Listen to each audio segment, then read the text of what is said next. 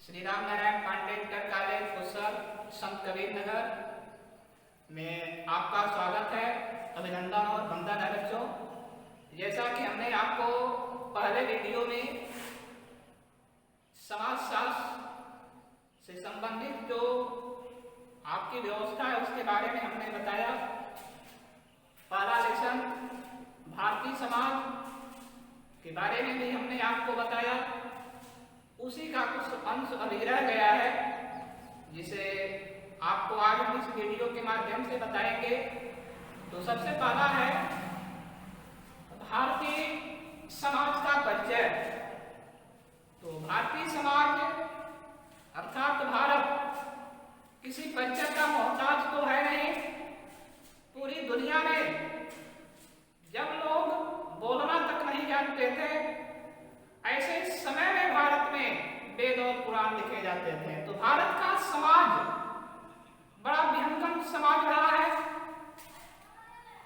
यहाँ पर ऋषि मनीषियों का यह देश रहा है। धन धान्य से संपन्न रहा है।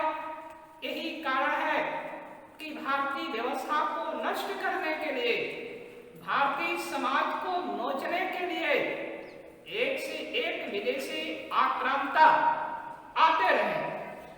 जैसे यवन आए, शक आए, कुषाण आए, फ्रांसीसी, पुर्तगाली, ब्रिटिश आदि लोग भारत को रौंदने की कोशिश किए, लेकिन भारत की जो संस्कृति रही है, भारतीय समाज की जो विशेषता रही है, उसे कोई खंडित नहीं कर पाया। ये हमारे भारतीय समाज की एक अलग पहचान है। तो ऐसे में भारतीय समाज के बारे में आपको यह भी पता होना चाहिए कि भारत परिवार का देश है, गांव का देश है। यहाँ जाति है, धर्म है, संस्कृति है, व्यवस्थाएं अनेक अनेक तरह से जो है हमारे राष्ट्र को संचालित करती है। तो भारतीय समाज की संरचना के और भी बहुत सारे बिंदु हैं, जिसमें वर्ण व्यवस्था है। वर्ण व्यवस्था के बारे में हमने आपको बताया कि 4 है: ब्राह्मण, क्षत्रिय, वैश्य, शूद्र। पुरुषार्थ, जिसमें धर्म, अर्थ, काम और मोक्ष। आश्रम, जैसा कि ब्रह्मचर्य आश्रम, गृहस्थ आश्रम, वानप्रस्थ आश्रम और संन्यास आश्रम। तो इस तरह से हमारे भारतीय समाज की एक अवधारणा रही है। भारतीय समाज में परिवर्तन भी हुआ है। भारतीय समाज में परिवर्तन हुआ कहाँ, कौन कौन से इसके सहायक तत्व रहे हैं, इसके बारे में हम आज आपको बताएंगे। जैसा बताया भी गया है कि भारत पर विदेशियों का हमला होता रहा। कोई तलवार लेकर के, कोई खंजर लेकर के, कोई गोला बारूद लेकर के भारत के ऊपर अटैक करता रहा, लेकिन फिर भी भारतीय व्यवस्था को कोई डिगा नहीं पाया। आज पूरी दुनिया में सर्च हो रहा है। अमेरिका में लोग इस पर प्रयास कर रहे हैं, खोज कर रहे हैं कि सदियों पुराना भारतीय संस्कृति आखिर विखंडित क्यों नहीं हुई। वो अपने उसी स्थिति में पड़ी हुई है। यहाँ रक्त संबंधों के बारे में लोग न्यौछावर होते हैं, राष्ट्र के बारे में लोग न्यौछावर होते हैं। यानी अपने लोगों के प्रति आप ये कह सकते हैं कि विश्व बंधुत्व का नारा भी अगर कहीं से दिया गया है तो हमारे राष्ट्र से दिया गया है, भारतीय समाज से दिया गया है। तो इस तरह से हम आपको लेकर के चलते हैं औपनिवेशिक शासन में भारतीय चेतना का उदय कैसे हुआ। भारत में उपनिवेशवाद, उपनिवेशवाद क्या होता है? कोई भी शक्तिशाली देश किसी कमजोर देश के प्राकृतिक संसाधनों से लेकर के मानवीय संसाधनों तक पर अपना अधिकार कर लेता है।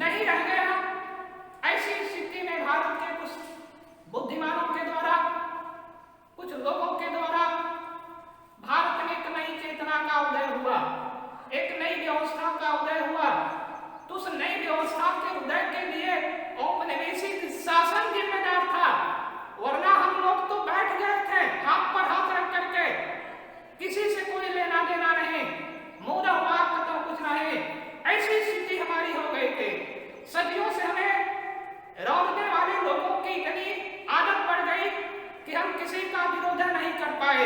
लेकिन 19वीं सदी का हिंदुस्तान एक बार जगा। कैसे जगा? क्यों जगा? इसलिए जगा कि औपनिवेशिक शासन से विदेशी आक्रमणकर्ताओं के द्वारा जब भारत की व्यवस्था में दखल अंदाजी की गई तो इन लोगों ने देखा कि हाँ हो क्या रहा है।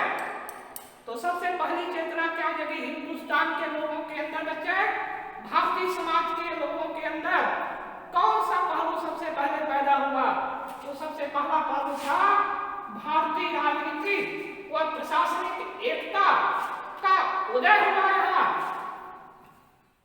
हमारा देश, हमारी व्यवस्था, हमारे संसाधन, तो विकास हमारा होना चाहिए, लेकिन नहीं, विकास लंदन का हो रहा था, मेहनत हम कर रहे थे, प्रशासन चलाने में सहयोग हमारे यहाँ के लोग कर रहे थे, औद्योगिक संस्थानों में हम जाकर के परिश्रम करते थे और उसका प्रीमियर लेयर इंग्लैंड में जाता था। तो ऐसी स्थिति में भारत की जनता व्याकुल हो गई और भारत के कुछ राजनीतिज्ञों ने, भारत के कुछ विद्वानों ने लोगों के अंदर एक भाव पैदा किया, एक व्यवस्था डाली। उसी व्यवस्था को हम कहते हैं कि भारतीय राजनीति और प्रशासनिक एकता पर बल, यानी मेरा शासन होगा, मैं नेता रहूंगा यहाँ का। ऐसी व्यवस्था जगी जिसमें गांधी आ गए, जवाहरलाल नेहरू आ गए, भीमराव अम्बेडकर जी आ गए, चंद्रशेखर आजाद, राजगुरु सुखदेव आ गए, इत्यादि इत्यादि हमारे देश के नेता आ गए। सामाजिक सुधारकर्ताओं में राजा राम मोहन जी आ गए, गोपाल कृष्ण गोखले आ गए, स्वामी विवेकानंद जी आ गए, विनोबा भावे, रविन्द्रनाथ टैगोर जैसे विद्वान आ गए। तो इस तरह से अब औपनिवेशिक शासन को उखाड़ करके फेंक दो और भारतीय शासन, भारतीय व्यवस्था, भारतीय समाज को मजबूत करने के लिए एक समझ जगे, एक नई चेतना जगे। उस चेतना को हम कहते क्या है? भारतीय राजनीतिक और प्रशासनिक एकता में हम लोग जागरूकता पूर्वक जग गए। दूसरा उदय क्या हुआ भारत में औपनिवेशिक व्यवस्था के कारण? दूसरा बच्चे जो है पूंजीवादी आर्थिक परिवर्तन व आधुनिकीकरण में परिवर्तन हुआ। पूंजीवादी आर्थिक परिवर्तन क्या है? हम धर्म की तल्लीनता में इतने व्यस्त हो गए थे, धर्म की आडंबरशीलता में इतने झुक गए थे, इतना प्रतिबंधित हो गए थे कि आर्थिक विकास क्या होता है इसे हमने नकार दिया था। यानी कंट्री हिला लेने से राष्ट्र का विकास नहीं होगा, आडंबर कर लेने से, मंदिर मस्जिद में जाकर के घंटे हिला लेने से राष्ट्र का विकास नहीं होगा।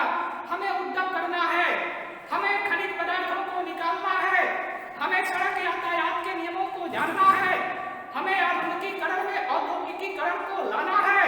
ऐसी सोच पैदा हुई, अर्थात धन की जिज्ञासा, धन के प्रति राष्ट्र में एक नई सोच पैदा हुई। और यह सोच पैदा कब होती है? औपनिवेशिक शासन में पैदा होती है, ब्रिटिश हुकूमत के काल में पैदा होती है। यानी भारतीय समाज में एक नया परिवर्तन हुआ, एक नई चेतना आई, एक नया उदय हुआ। जो उदय क्या कहलाता है? पूंजीवादी आर्थिक व्यवस्था में परिवर्तन हुआ। अगला है आर्थिक, राजनीतिक, प्रशासनिक अधिकार के लिए संघर्ष। यानी ब्रिटिश हुकूमत के द्वारा भारतीय समाज पर जब अत्याचार होने लगा, यहाँ के संसाधनों पर वो लोग अधिकार कर लिए, ढाका के दुलारे जो मलमल का कारोबार करते थे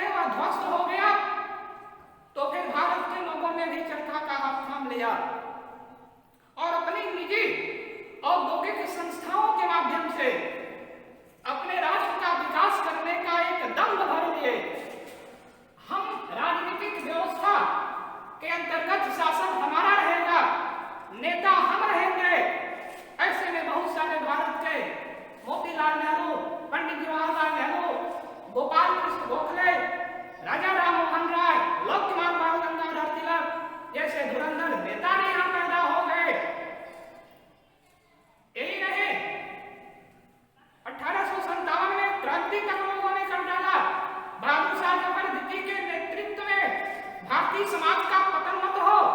आपको पता होना चाहिए कि उस क्रांति का मूल कारण सामाजिक व्यवस्था में थी, यानी समाज का पतन हो रहा था।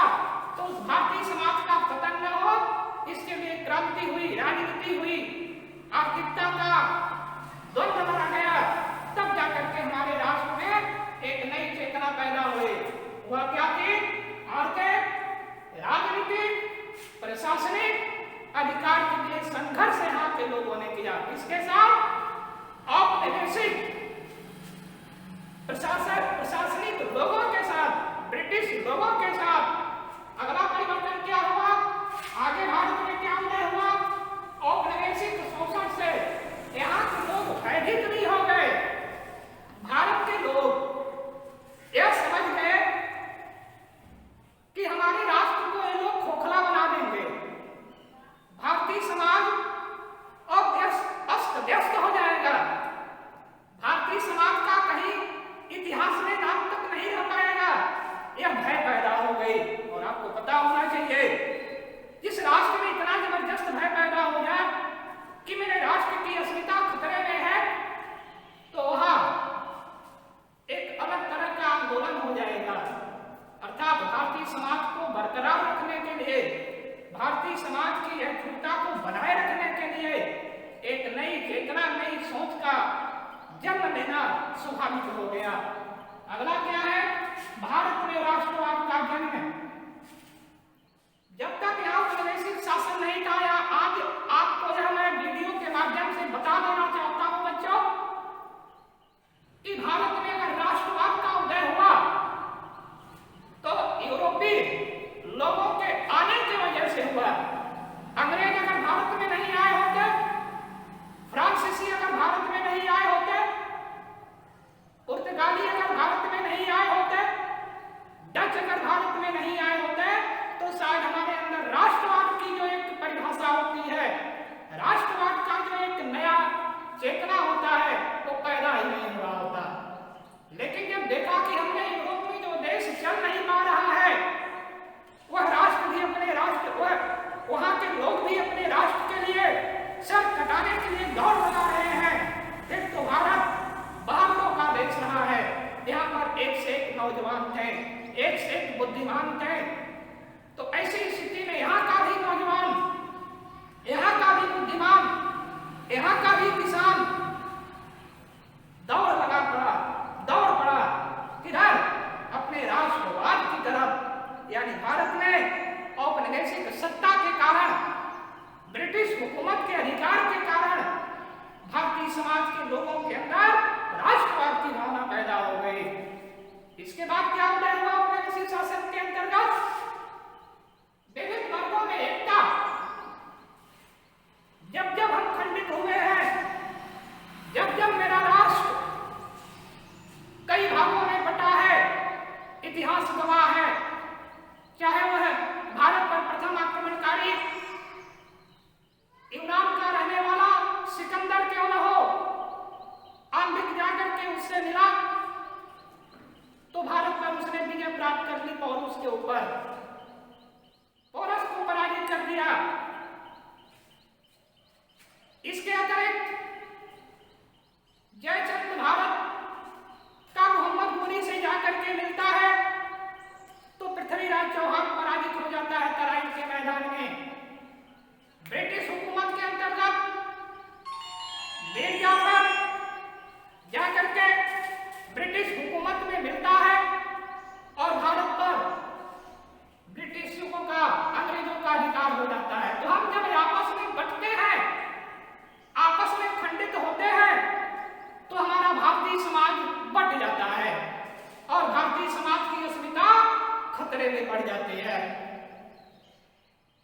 हमारे यहाँ जातिवाद था, हम जातिवाद के आडंबर में फंसे हुए थे, धर्मवाद के आडंबर में फंसे हुए थे, संप्रदायवाद के आडंबर में फंसे हुए थे।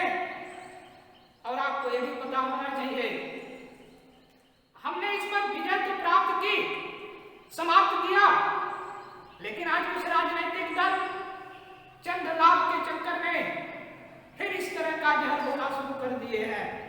तो हमें पढ़ना होगा, पढ़ करके समझना होगा और अपने राष्ट्र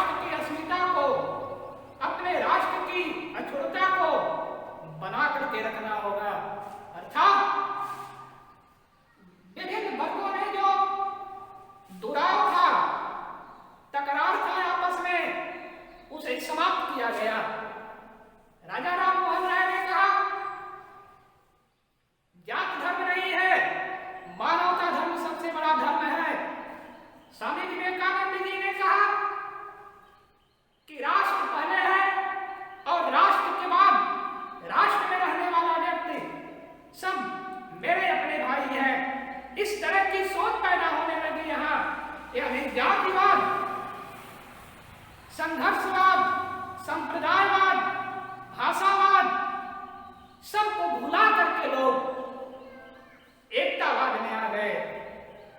अर्थात औपनिवेशिक शासन के अंतर्गत भारत में यह भी एक उदय होता है, यानी विभिन्न वर्ग के लोग एक सूत्र में बंध जाते हैं। अगला है अनेक समाज सेवियों का उदय होता है। किसके लिए? भारत के समाज को संगठित करने के लिए, भारत के समाज को और आगे बढ़ाने के लिए, भारत फिर दुनिया में विश्व गुरु का दर्जा प्राप्त कर ले, इसके लिए जैसा कि स्वामी विवेकानंद जी पैदा हुए, शिकागो शहर में जाकर के इसने हल्ला बोल दिया, अपने राष्ट्र का पताका फहरा दिया। वहां के धर्म सम्मेलन में एक से एक धुरंधर पहुंचे हुए थे। लेडीज एंड जेंटलमैन की बोलियों से पूरा का पूरा शिकागो शहर गूंज रहा था। लेकिन जब स्वामी विवेकानंद भारत का समाज सेवी वहां जाकर के कहता है, मेरे अमेरिका के प्यारे भाई एवं बहनों, तो तालियों से वहां गड़गड़ाहट होती है और हिंदुस्तान का जय जयकार होने लगता है। तो इस तरह से यहाँ समाज सेवी पैदा हुए। स्वामी विवेकानंद, राजा राम मोहन राय, दयानंद सरस्वती, रामकृष्ण परमहंस, ज्योतिबा फुले, सावित्रीबाई फुले जैसे एक से एक विद्वान, एक से एक मनीषी समाज सेवी भारत में पैदा हुए और भारत की अखंडता को बनाए रखने के लिए यह लोग राष्ट्र के लिए अपना अहम भूमिका निभाए। तो इस तरह से आज के वीडियो में हम आप लोगों को इतना बता दिए हैं। यह लेसन आपका समाप्त हो गया है। आपको अगर समझ में आ रहा है तो लाइक बटन दबाइएगा, अन्यथा कमेंट बॉक्स के माध्यम से कुछ और समझने की अगर तमन्ना होगी तो उसे भी जो है उसके माध्यम से हमारे पास पहुंचाने का कष्ट कीजिएगा। धन्यवाद।